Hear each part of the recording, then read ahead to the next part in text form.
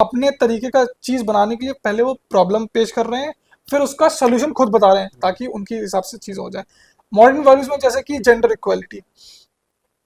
Equality हो गया, ये एक प्रॉब्लम नहीं है आज के टाइम पे, बट इसको पेश किया जा रहा है जेंडर इक्वालिटी को। अगर वो माँ की शक्ल में है जी। तो वो उनकी फर्माबरदारी करे, जी। उनका कहना माने। हम्म। और बेटी की शक्ल में हो तो बेटी को अल्लाह के नबी ने फरमाया, जो शख्स अपनी बेटी को अच्छी तरबियत करे।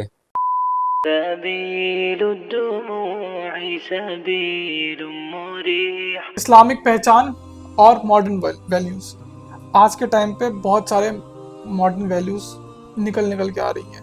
लोग उन मॉडर्न वैल्यूज को इस्लाम से कंपेयर करते हैं और उसको मतलब तौहीन करते हैं या कुछ गलत सलत वर्ड निकालते हैं, बोलते हैं। मॉडर्न वैल्यूज में बहुत सारी चीज़ें हैं, जैसे इस्लाम ने हर चीज़ का सोल्यूशन दिया है, बट लोग खुद के प्रॉब्लम्स क्रिएट कर रहे हैं और उसका सोल्यूशन खुद बता रहे हैं। मतलब अपना सोल्यूशन बताने के लिए खुद अपनी प्रॉब्लम पेश कर रहे हैं, अपने हिसाब से माहौल करने के लिए। खुद अपनी प्रॉब्लम नहीं है मार्केट में या माहौल नहीं है मार्केट में, को अपने तरीके का चीज़ बनाने के लिए पहले वो प्रॉब्लम पेश कर रहे हैं, फिर उसका सोल्यूशन खुद बता रहे हैं ताकि उनके हिसाब से चीज़ हो जाए। मॉडर्न वैल्यूज में जैसे कि जेंडर इक्वालिटी हो गया, ये एक प्रॉब्लम नहीं है आज के टाइम पे, बट इसको पेश किया जा रहा है जेंडर इक्वालिटी को। तो इस्लाम में इन सब चीज़ों की क्या अहमियत है, या इस्लाम इस चीज़ों को कैसे बताता है? इस्लाम में मर्द औरत बराबर नहीं है, बेशक। क्योंकि मर्द का दर्जा अलग रखा है, औरत का दर्जा अलग रखा है। बिल्कुल सही बात। क्योंकि मर्द को अल्लाह ने हाकिम बनाया औरत के ऊपर और अपने घर वालों के ऊपर।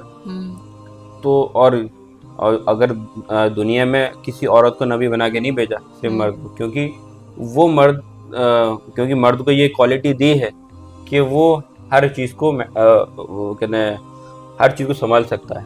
उसके अंदर ये क्वालिटी रखी है मर्द के अंदर। औरत के अंदर अल्लाह ने दूसरी सिफतें रखी। असल में औरत का दिल तो बहुत कमज़ोर होता है और उनके हुकूक बहुत अलग है मर्दों से। उनके हुकूक में अल्लाह ने बहुत सारे बीवी के हुकूक बताए हैं, माँ के हुकूक बताए हैं, बेटी के हुकूक बताए हैं, बहन भाई के हुकूक बताए हैं। तो अल्लाह ने उनके हुकूक भी ज़्यादा रखे और औरत के ऊपर है कि मर्द के हुकूक भी ज़्यादा रखें। अपने शौहर के हुकूक है, अपने बाप के हुकूक है, अपने बेटे का हुकूक है, अपने भाई का हुकूक है। तो ये सारी चीज़ें हैं जो अल्लाह ने हर मर्द पे भी रखी हैं और औरत पे भी रखी हैं। अच्छा, इसमें आप बताएं कि मर्दों के औरतों पे क्या हुकूक हैं, वो थोड़ा उसको थोड़ा वो करेगा कि वो आज के टाइम पे लोग जानते ही नहीं है, समझते नहीं है। औरतों के बहुत सारे हुकूक होते हैं, इस चीज़ पे भी थोड़ा रोशनी डालें कि औरतों के क्या हुकूक हैं मर्दों के ऊपर। देखिए, सबसे पहली बुनियादी चीज़ ये है कि जो मर्दों के ऊपर हुकूक डाले हैं अल्लाह ने औरतों के, अगर वो माँ की शक्ल में है जी तो वो उनकी फर्माबरदारी करे जी, उनका कहना माने और उनका ख्याल रखे। और जब वो बुढ़ापे में पहुंच जाए तो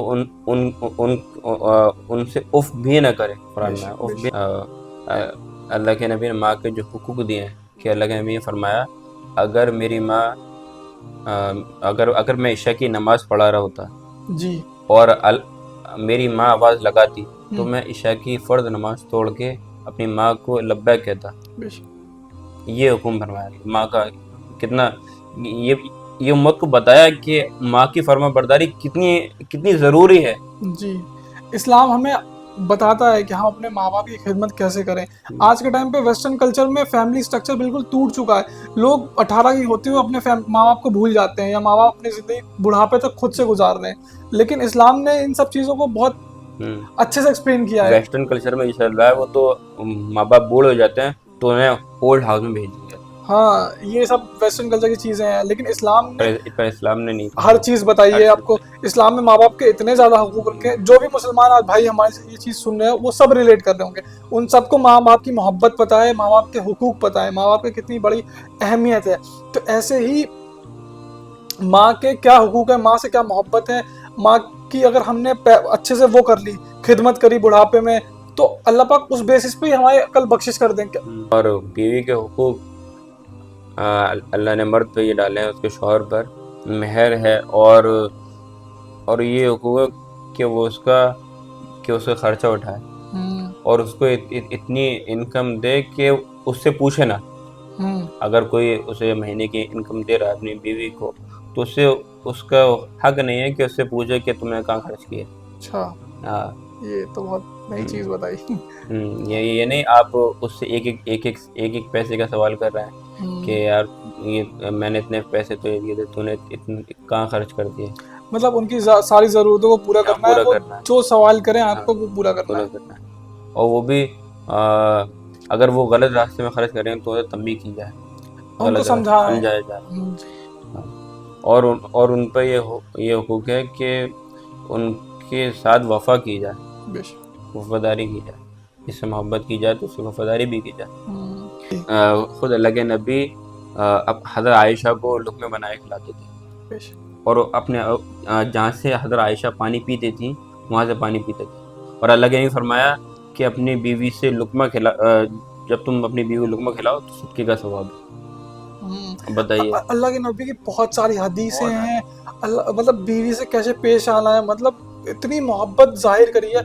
अल्लाह के नबी ने मतलब एक पब्लिक मीटिंग चल रही थी, उसमें किसी ने पूछा अल्लाह के नबी आप सबसे ज्यादा किससे मोहब्बत करते हैं, तो अल्लाह के नबी ने उस वक्त में हजरत आयशा रज़ी अल्लाह अन्हा का नाम लिया। मतलब अल्लाह के नबी ने पब्लिक मीटिंग में सबके सामने, आज के टाइम पे मुसलमान कितना हिचकिचाते हैं अपनी बीवी की तारीफ करने में, या अपनी बीवी के साथ घर में बैठे हुए हैं और माँ बाप के सामने ही या रिश्तेदारों के सामने ही बीवी से एकदम मोहब्बत में पेश आने में उनको शर्म लगती है। और अल्लाह के नबी पब्लिक में बैठ के पूछा गया तो हजरत आयशा का नाम लेते हैं। फिर लोगों ने मतलब थोड़ा लोग वो हो गए, तो लोगों ने पूछा कि आप मर्दों में सबसे ज्यादा किससे मोहब्बत करते हैं, तो अल्लाह के नबी ने मतलब उनकी बात को समझ के उनका ऐसा आंसर किया कि आयशा के बाप से, आयशा के वालिद से मैं सबसे ज्यादा मोहब्बत करता हूँ। मतलब अल्लाह ने वो पेश किया कि आयशा के अब्बा से कहा था कि ऐसे बहुत सारी चीजें हैं। मतलब हजरत मोहम्मद सल्लल्लाहु अलैहि वसल्लम की हदीसें अगर हम पढ़ें तो हम मियाँ बीवी के रिश्ते के लिए कितनी बेहतरीन चीज़ें हैं। मतलब आज के टाइम पे बहुत कम मुसलमान बहुत सारे चीज़ें फॉलो करते हैं, 5 वक्त की नमाज पढ़ते हैं, सब चीज़ें करते हैं, लेकिन जहाँ बीवी से हुकूक करने के आते हैं वो नहीं करते हैं। अल्लाह के नबी ने ये और फरमाया था, अल्लाह के नबी ने फरमाया जो शख्स अपने घर वालों से अच्छा सलूक करे और उससे भी ज़्यादा अपनी बीवी से अच्छा सलूक करे तो अल्लाह के नबी ने फरमाया वो मोमिन है। मतलब हमने शुरू में डिस्कस किया था कि मोमिन कैसे बनेंगे, तो मोमिन की एक ये भी चीज़ आपने बताई माशाल्लाह से, बहुत अच्छा लगा ये सुन के। मतलब अच्छा, ये उस प्रॉब्लम का सोल्यूशन ये भी है कि आप अपनी बीवी से अच्छा सलूक करेंगे तो आप मोमिन हैं। आज के टाइम पे लोग नहीं कर रहे हैं, लोग नमाज पढ़ते हैं, सब चीज़ें करते हैं, लेकिन बीवी के हुकूक या बीवी से वो चीज़ें नहीं कर रहे हैं। और बेटी की शक्ल में हो तो बेटी के हुकूक अल्लाह के नबी ने फरमाया जो शख्स अपनी बेटी को अच्छी तरबियत करे, अच्छी तालीम दिलाए और फिर उसकी शादी कर दे अच्छी जगह, तो अल्लाह के नबी ने फरमाया वो क़यामत जन्नत में मेरे साथ 2 उंगलियों का फासला है ना, इतने करीब होगा मेरे साथ। अगर कोई बाप अपनी बेटी की अच्छे से तरबियत कर दे, फिर उसके बाद निकाह कर दे उसका अच्छी जगह, तो वो क़यामत के दिन 2 बेटियों का कर दे या 3 बेटियों का या फिर 1 बेटी का करेगा, तब भी ये अल्लाह के नबी ने फरमाया कि वो जन्नत में मेरे साथ ऐसे होगा जैसे ये 2 उंगली।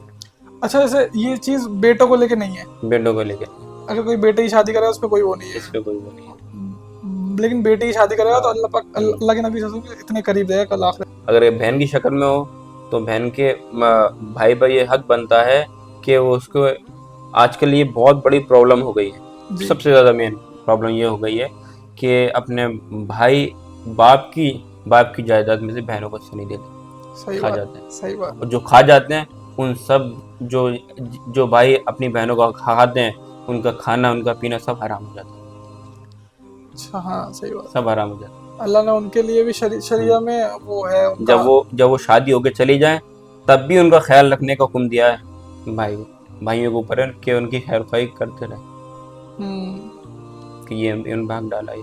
आज के टाइम पे मतलब बहुत सारी चीजें, आज के टाइम में तो बस ये हमने शादी कर दी, दहेज दे दिया, अब हम अपना जो कर वो था तेरा हिस्सा था वो हमने दे दिया, दहेज के तौर पर दे दिया। हर किसी का आज किसी से बोलो ना तो वो बोलते हैं कि दहेज तो दे दिया इतना सारा, अब क्या हुकूक लेने आई हो, या अगर कोई बहन मांग ले तो वो दुश्मन बन जाती है, उससे सारे ताल्लुक खत्म हो जाते हैं। कहने को उनका हक है। और बहुत सारी ऐसे हदीस भी हैं, अल्लाह के नबी ने एक बाग में बैठे थे, अगर मैं गलत हूँ तो मुझे बताइएगा, कि एक बाग में बैठे थे, किसी ने अंगूर पेश किए तो उन्होंने उनसे पहले पूछा क्या आपने इसमें से अपनी मतलब बहनों को हिस्सा दिया था कि नहीं दिया था, तब उन्होंने बोला हाँ हमने दिया, तब अल्लाह के नबी ने वो उस चीज को मतलब लिया, लिया। खाया। ऐसी एक हदीस मैंने सुना था। तो अल्लाह अल्लाह के नबी ने बहुत जगह इन सब चीज़ों को डिस्कस किया है कि बहनों का हक है। माशाल्लाह आपने जेंडर इक्वालिटी को, जो कॉन्सेप्ट, जो रॉन्ग कॉन्सेप्ट है, उसको एक्सप्लेन अच्छे से किया, बहुत अच्छे से किया, कि मर्द के क्या वो हुकूक हैं, क्या औरत के हुकूक हैं, औरत का क्या, औरत के ज़्यादा हैं या मर्द के कम हैं, ये सब चीज़ें बहुत उठती है आज के टाइम पे।